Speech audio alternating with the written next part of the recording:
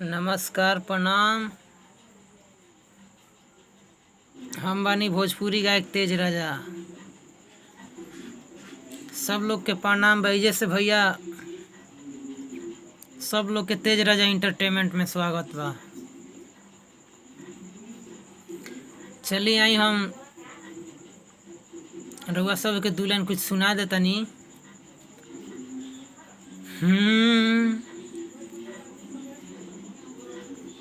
कि गलती पकवनो हमारा तू विचार मत करी हो। गलती पकवनो हमारा तू विचार मत करी हो।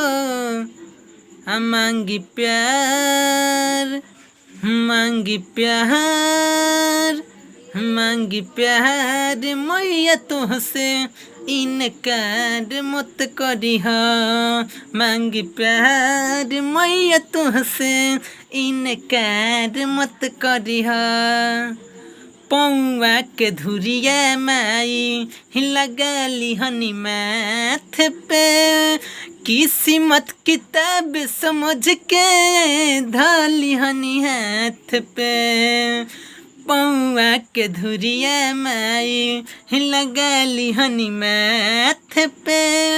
किस्मत किताब समझ के धली हनी हाथ पे।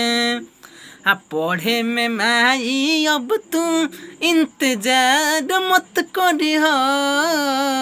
पढ़े में माई अब तू इंतजार मत करी हो।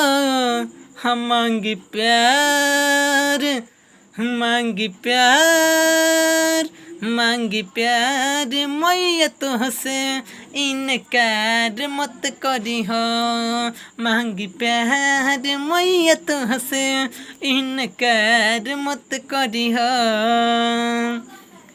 कि होला कुपूत पुतवा जानला जहान हो।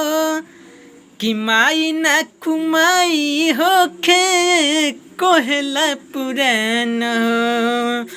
होला कुपूत पुतवा जानला जहान हो। माई ना कुमाई होखे कोहला पुरान हो।